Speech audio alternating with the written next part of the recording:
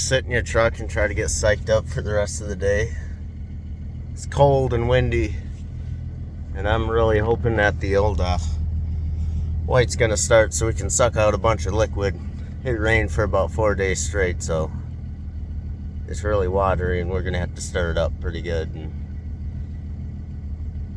it's getting pretty full, so it's got to go, and it's gonna rain either tonight or tomorrow night, so it's time.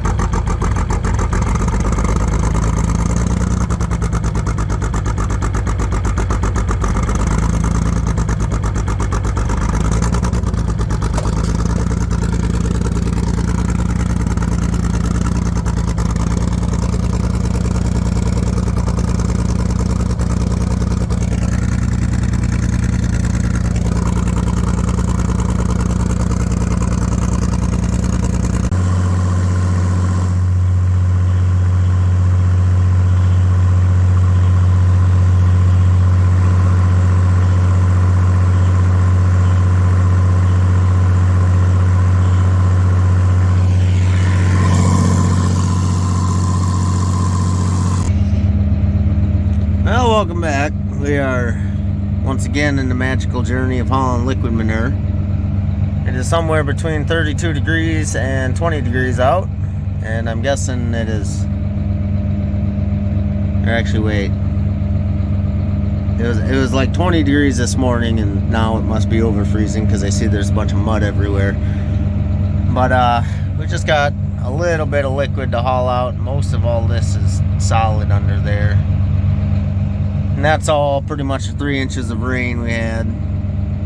That everyone loves saying, oh, we needed that. That is a load of crap because it was late October, early November. What the heck do you need rain for? Had we not gotten 3 inches of rain, we would have got done combining a week earlier. There would be not all this liquid in the pit that I need to haul out. And yeah, it'd probably be filling a slinger right now. Not to mention it wouldn't be muddy.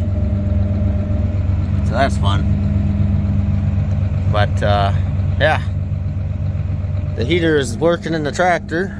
As you can tell, the late 90s, early 2000s, whatever year these tractors were, defrost technology was not where it is today. You get your hand for a defroster. And it was actually cold enough last night, my agitator door froze up. Because before we were agitating it, I figured as long as we got the rain, we might as well mix it up.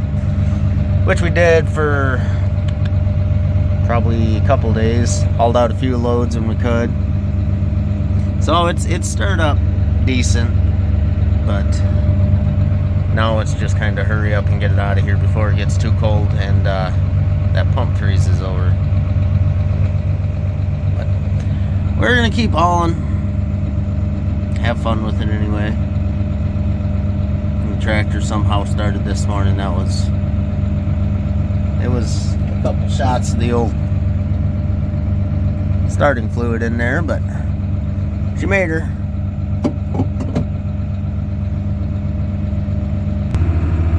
Well, a combination of super slick or super thick slurry and worn out impeller makes for not a very thick spread pattern. But it's still moving, so we're going to keep doing her. Hopefully, probably should. Next spring, this thing might get a new impeller, which sucks because the one that was in there, really not that old, but when that all had puppies, yeah, it did not do any favors to it. And I still have that welded, cobbled together adapter, which is actually running fairly true. I did end up ordering a new one, and they said it was 2 to 8 weeks out, and I'm pretty sure that was like 6 weeks ago. Still nothing. Which I imagine about the time we get done hauling liquids, that part will come in. And I guess I really only had to pull the shaft to do that, but if I'm going to work on it again, I might as well pull it apart and put that new impeller on. Just spend a bunch of money on the damn thing. It's pretty much farming. But she's good and thick. It's really coating her good. I kind of ran out of dry weather to get this field turbo tilled. This was actually the last field in combine, so there's actually more than this, I think. Basically one whole farm that should have got turbo tilled, didn't get turbo tilled. Two farms. There's a lot of turbo tilling that didn't get done, that should have got done. That couldn't get done, so whatever, we'll get her in the spring. Getting lower all the time. You can see that nice thick line there. That tells us how much we hauled out so far.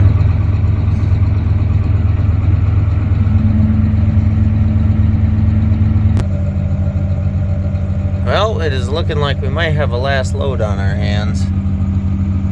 Still pumping, but as you can see there, we pretty much got all the liquid sucked out. There's a pretty nice shelf there. That side looks pretty well drained, but over there, you can kind of see how it humps down. That all right there is good and solid. And that's slinging manure there.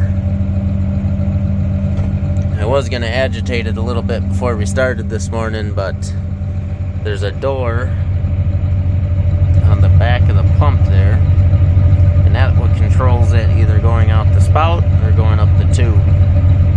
And that was actually froze shut, so that made that decision for me. So anyway, we'll see if we get one full one or maybe even 2 full ones, and probably gonna call her a day. Starting to run out. I don't think she's gonna fill it.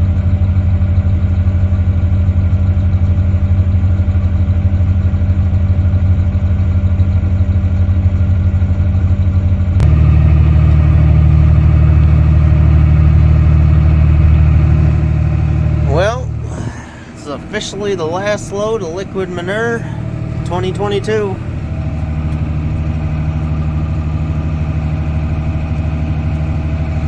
Kinda happy to be done with this, but I ain't looking forward to cleaning out the rest of the pit. But the good news is we got all winter to do it. I mean, what else are we gonna do?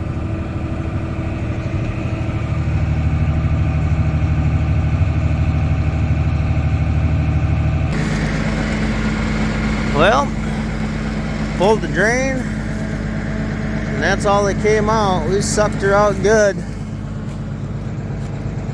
Got that field pretty well covered.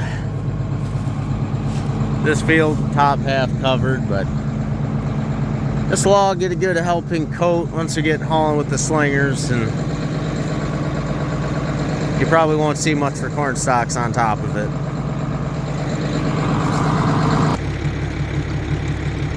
So I usually try to drain my slurry tanks in the field, which I did to that one. And you leave the drains open over winter time so they don't fill with water and go down there and freeze and expand and break stuff. Apparently someone forgot to pull the drain on this tank out in the field.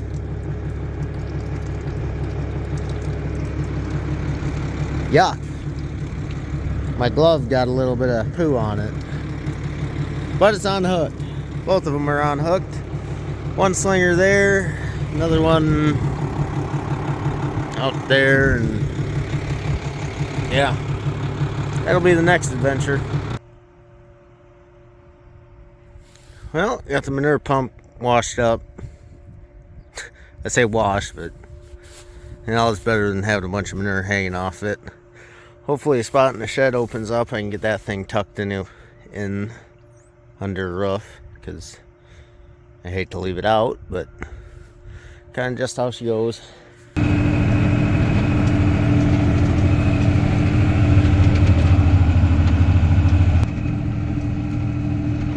Yeah, things kind of changed a little. We went from about 40, 50 degrees all in liquid manure to not so liquid no more. There's still quite a bit of soup up front, just kind of left over that didn't get sucked out, which is kind of a pain to load out with the skid loader, but it is what it is. Overnight it'll freeze a little bit and then you can haul it out. Otherwise you just scoop it out, and it's about like doing it with a 5-gallon pail, but at least you're in a nice warm skid loader, so it ain't the end of the world. But we're gonna get hauling and commence cleaning out the pit, I guess. First load.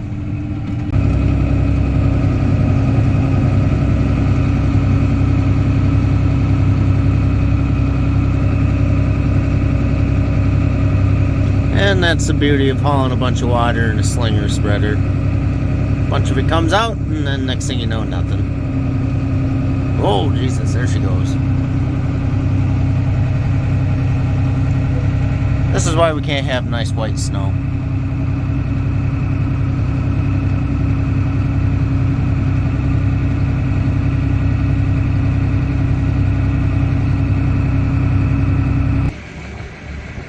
Well, I don't think there's too much of this water in here, because I just filled up the second load and I'm already seeing about 2 inches there where it drops. So somewhere probably right about there is solid, and there's just water in this front part, or at least slurry, not water, because that's water, that's not even slurry. And I sprung a little bit of a leak in the back. I was standing here recording right before I started recording, a big splash happened. So looks like it's sealed now, so that's good. It's like that fancy stuff you put in tires, self-sealing. I'm never gonna pretend to understand cows, but for some reason that patch of cement there, that's where it's at apparently. About all of them are there. Which the only bad thing about all of them being there is right on the other side of that gate there. If they just step over that little wall, they can get out. And I see one already did, so. Go away, cows. How long does it take you to spot the cow that's out?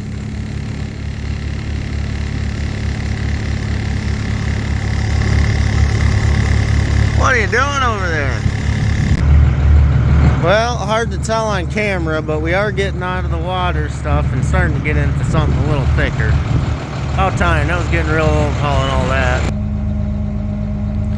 So one thing that sucks about loading with the skid loader, well, the good is it turns quick, yada yada.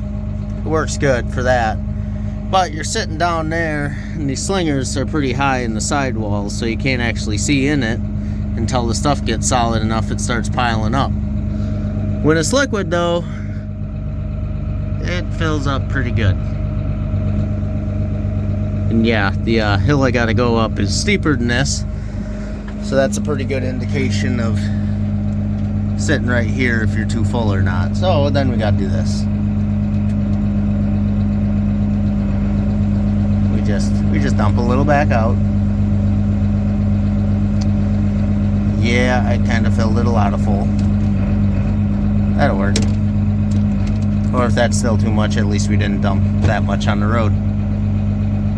Anyway, here we go.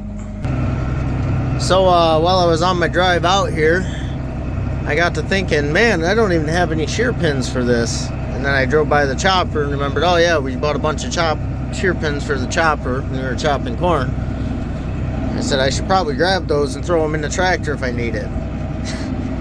Well, wouldn't you know, right as that very load, I blew out my shear pins on the beater down here. So I'm gonna mosey my way in over to the chopper, which is in the shed over there, and I'll probably stand on that beater and make sure it's not, there's something stuck in there. I really don't know, because I opened the door and I let a bunch run out because I overfilled it, and I don't know if it was just all that poop in there that kind of gummed it up, but it pulled down really hard and the beater didn't even move at all, and snap it went. So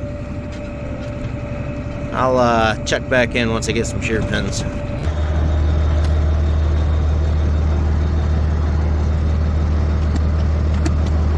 Oh yeah, there's something in there. Cool. Ugh. Looks like a board. Yeah, that'd be a board.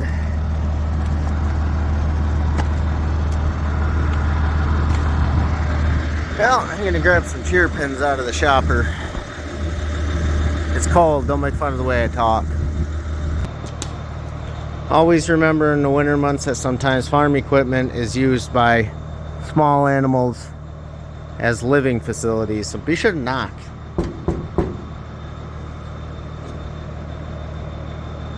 Had there been a raccoon in there, it would have jumped out and been very angry. Trust me on that one, you don't want to experience that. Ah, the wind. Damn it. Well, that's not the recording I wanted to make. You know, the wind never starts up until you're heading in the right direction. But anyway, I wanted to talk to you guys about shear pins. And so there's two important things to remember when it comes to shear pins, or when you're looking for shear pins. Length, diameter, and grade. Most shear pins are either grade 2 or grade 5. They're softer, so they'll shear. But if you don't want to mess around with changing shear pins all the time, just go ahead and get yourself some grade 8s. You know, that way you break other important, more expensive things than just a shear pin. But, you know, then you won't be out there in the cold changing shear pins. So that's good. I'm going to have to wash this damn tractor when I get done now. Yeah, this makes it a little harder. And judging by this other pass that I did earlier is already froze pretty good. I better do this sooner rather than later. It's going to be froze. And as cold as it is, I'm betting it's going to be a little stiff by the time I get there. You'll have that. Always check the wind. Be sure of the wind. It actually sucks now because I'm spreading on this side of the farm, which means I have to drive past what I'm going to spread and spread back towards the farm. It's a lot easier when you can just drive out, spread, and then turn around and come back in. You ain't gotta, how long is it going to take to empty, yada yada, how fast do I need to go? There's no thinking, you just do it. I can't even tell if I'm spreading anymore. Well, I did stop by the power hose and wash my windows off, and I even wiped them down, but apparently that wasn't enough because now it's a little frosty. Can't do nothing. I can't. Well, we're still going. Man, there's just something peaceful about taking a nice slow drive out in the snow. Nice cozy cab.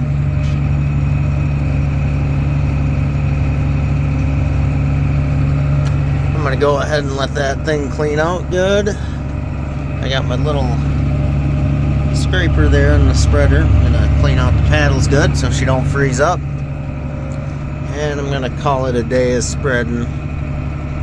Might come out and do some more tonight. Don't know yet. The more I get put in now, the less I have to do when it gets really cold. Spreading in 14, 15 degrees is a lot easier than 0 degrees. Well, another day of hauling manure. Watch out, cow. It's actually above freezing today, so it might get a little muddy, but we're gonna go until we can't. Well, Colt says we're full. Let's see if he's right here. Is it full? Yeah. Well, it could have got a little more, but that's pretty good for your first try. But you gave me the thumbs up. What was the signal supposed to be? It was supposed to be like this big. Yeah, but what were you supposed to do when it was full? There you go. Why'd you just do a thumbs up? Because you didn't see me. I saw you. That's a little too much. Do we already do that side? You gotta watch where you're going, boy. Don't drive in the poop. Yeah, don't drive in the poop. Why can't we drive in the poop? Because we gotta spread the poop.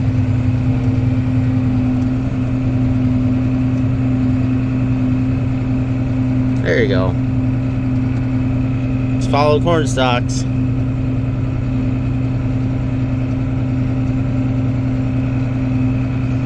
You gonna be ready to do this next year? Yeah. All by yourself? Yeah, when I grow up. Yeah. Yeah. Oh no!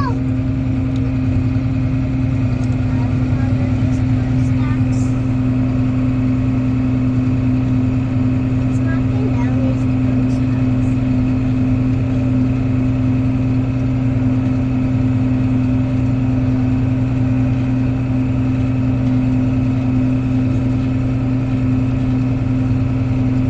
No, you turn it into the poop.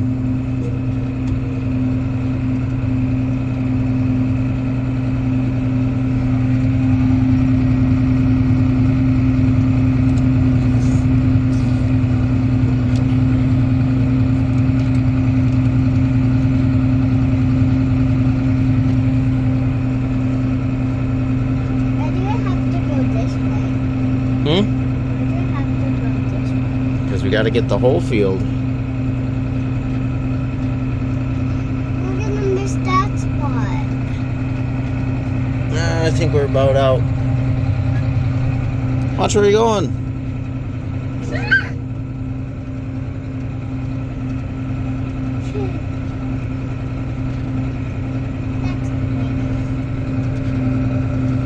Am I going this way?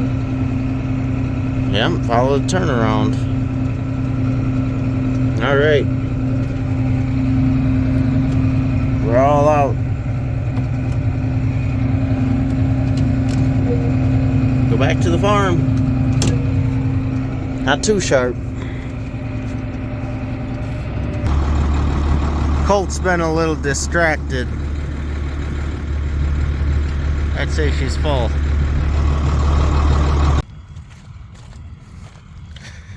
Well, I just took the skid loader in. Come back out to get the tractor for the last load of today. I don't know if you can tell, but it's a little muddy out. It's like 34, 36 degrees out. And yeah, the rest of this week it's gonna get up to almost 40, which might put a pause on hauling manure, because yeah, I don't like mud hauling manure. Tears everything up, and then if you get unlucky enough to be too full in the wrong spot, you're sliding down the hill sideways. Because all this